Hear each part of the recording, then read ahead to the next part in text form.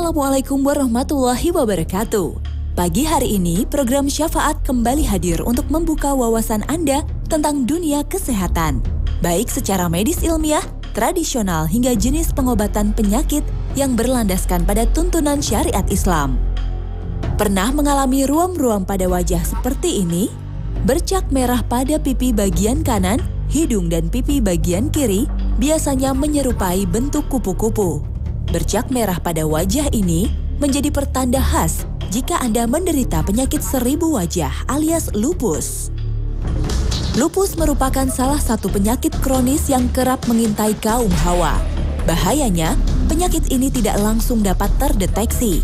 Disebut penyakit 1000 wajah karena lupus dapat bermanifestasi dalam segala rupa penyakit.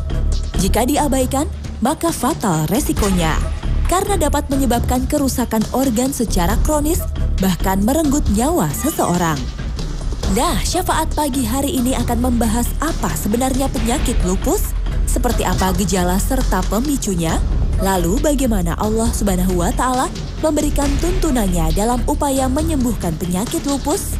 Temukan jawabannya dalam Syafaat pagi ini.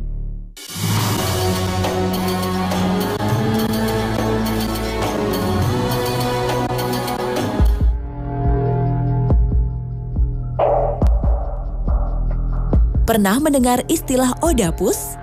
Bagi sebagian orang, mungkin istilah ini masih terdengar asing. Odapus adalah kependekan dari orang dengan lupus, atau sebutan bagi pengidap lupus. Lupus adalah peradangan kronis di seluruh jaringan tubuh akibat autoimun. Sistem imun tubuh yang awalnya menjadi garda depan untuk melawan virus, bakteri, serta kuman, justru berbalik menyerang jaringan organ tubuh yang sehat. Ini terjadi karena tubuh memproduksi antibodi dalam jumlah yang terlalu besar. Akibatnya, sistem imun tubuh kehilangan kemampuan membedakan virus, bakteri, dan kuman dengan sel dan jaringan tubuh yang sehat. Sistem imun justru berbalik menyerang tubuh sehingga membuat radang, nyeri, serta kerusakan organ. Salah satu pertanda seseorang mengidap lupus yang paling kasat mata adalah bercak merah pada wajah yang mirip dengan bentuk kupu-kupu atau butterfly rash. Kedua adalah sakit pada sendi atau tulang. Nyeri ini cenderung terjadi pada kedua sisi tubuh pada saat yang sama, terutama sendi pergelangan tangan, siku, lutut atau pergelangan kaki. Sendi terlihat meradang dan terasa hangat saat disentuh. Pertanda berikutnya adalah demam berkepanjangan, merasa cepat lelah, ruam pada kulit, anemia, gangguan ginjal, sensitif terhadap sinar matahari, rambut rontok, ujung jari berwarna kebiruan atau pucat, stroke, penurunan berat badan, sakit kepala, kejang, sariawan hilang timbul hingga keguguran berulang. Lupus berkembang secara perlahan dengan gejala yang datang dan pergi. Bila Anda sudah memiliki minimal 4 gejala, maka Anda patut mewaspadai resiko penyakit lupus. Hingga saat ini, lupus masih menjadi penyakit misterius bagi dunia medis. Walau penelitian tentang penyakit ini banyak, namun faktor pemicunya masih menjadi perdebatan.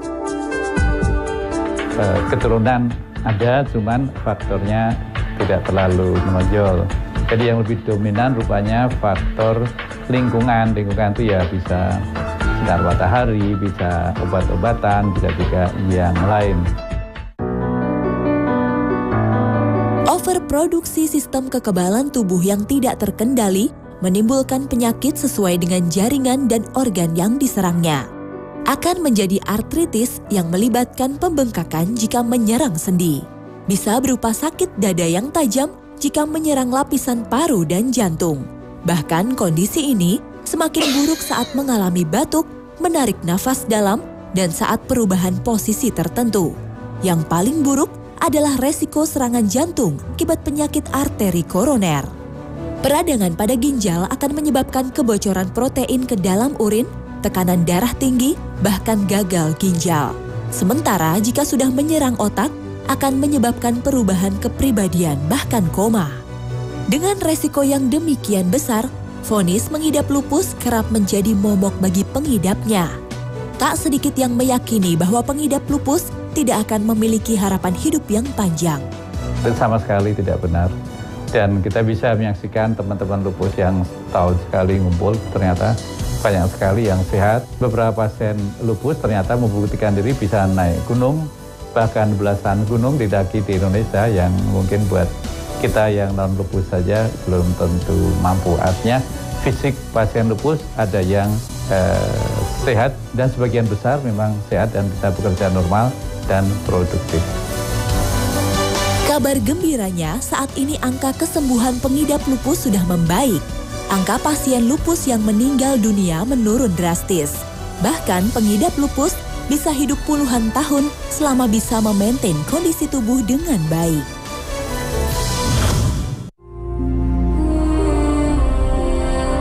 Hidup dengan lupus bukan akhir dunia. Tiara Savitri membuktikan 25 tahun hidup berdampingan dengan lupus dan sampai hari ini ia masih tetap memiliki kehidupan yang produktif. Awal mula Tiara memang kaget bagaimana lupus mengubah penampilan fisiknya secara drastis. Saya terkena lupus sudah dari tahun 1987. Rambut saya mulai rontok, mulai habis. Terus juga bukan rambut aja, kulitnya jadi terkelupas. Jadi kalau orang lihat mungkin kayak monster kali ya gitu. Jadi nggak ngeliatnya jadi serem gitu. Jadi benar-benar merubah wujud saya yang sebenarnya. Saat itu, masih sangat sedikit yang tahu apa itu penyakit lupus. Butuh waktu bertahun-tahun dan mengunjungi beberapa orang dokter, sampai akhirnya Tiara mengetahui jika ia mengidap lupus. Inilah mengapa lupus tergolong penyakit yang bersifat mimikri atau selalu menyamar sebagai penyakit lain. Ketika yang kedua saya sakit dinyatakan tifus, saya mulai dirawat. Dan dirawat itu dari mulai situlah saya tidak pernah pulang ke rumah lagi selama hampir 9 bulan di rumah sakit, tidak keluar sama sekali. Jadi memang gejala yang keluar adalah awalnya dari mulai sakit, terus sendi-sendinya sudah mulai sakit. Dari mulai sendi sakit ada gangguan di empedu. Setelah empedunya diperiksa ada gangguan lagi di ginjal. Setelah ginjalnya diperiksa ternyata HB saya selalu drop sehingga ada beberapa kali harus mengambil sumsum tulang. Minimnya informasi mengenai penyakit lupus membuat Tiara mendirikan Yayasan Lupus Indonesia. Tiara memberikan konsultasi maupun pendampingan pengobatan bagi para pengidap lupus. Walau saat ini dalam kondisi sehat, namun lupus dalam tubuh Tiara masih kerap kambuh beberapa kali. Kekambuhan pun datang dalam bentuk penyakit berat dan serius yang menyerang organ vital dalam tubuh serta beresiko kematian jika tidak mendapatkan penanganan yang serius. Selama 25 tahun, dari mulai tahun 87, saya mulai dinyatakan lupus. Kekambuhan saya, dalam arti flare up saya, waktu itu sempat di tahun 96, itu saya terkena kebocoran ginjal yang cukup berat. Jadi memang kekambuhan yang cukup berat sekali. Bobot saya sampai 120 kilo. Dan itu pun secara medis waktu itu dinyatakan sudah tidak mungkin sembuh lah. Gitu loh, bahwa 20% kita cuma tinggal meminta saja sama Allah. Hanya usaha dan ikhtiar kita gitu. Nah, tapi alhamdulillah walaupun harus saya jalani 9 bulan saya di rumah sakit, balik lagi bahwa saya percaya bahwa manusia boleh menentukan, tapi semua keputusan kuasa adalah kuasa Allah. Alhamdulillah dengan seizin Allah Subhanahu wa Ta'ala, Tiara berhasil melalui semua masa-masa sulitnya dengan baik. Saat ini, Tiara dinyatakan dalam masa remisi, yakni masa ia tidak harus bergantung pada obat. Namun bukan berarti lupus telah sirna dari dalam tubuhnya. Kemungkinan untuk kambuh selalu ada. Pengobatan lupus adalah terapi jangka panjang. Butuh kedisiplinan untuk benar-benar menghindari mengatur pola hidup agar lupus tak kembali aktif dan menyerang tubuh. Orang mungkin tidak pernah percaya bahwa saya sakit lupus. Melihat saya selalu segar, alhamdulillah. Tapi itu adalah saya melakukan maintenance yang untuk diri saya sendiri, dan ini saya harapkan adalah bisa ditiru oleh sahabat-sahabat lupus yang lain. Selain saya mengikuti apa yang boleh dan tidak, mulai mengatur pola hidup saya sendiri, mengelola stres saya, terus makan sayur buah 3 kali sehari, olahraga. Kalau orang yang belum mampu olahraga yang sudah menjadi rutinitas, ya paling tidak yang paling mudah itu adalah minimal 30 menit jalan cepat setiap hari. Tapi kalau saya sudah bukan itu lagi olahraganya. Di luar daripada itu saya juga mencoba untuk mengatur kapan saya lelah, untuk pola istirahat.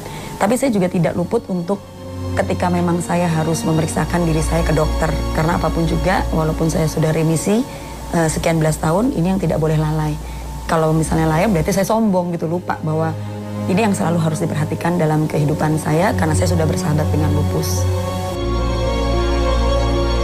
Berkat ikhtiar dan disiplin, tahun 2012, Tiara berhasil menginjakan kaki di 11 puncak gunung Indonesia dengan titel Odapusnya.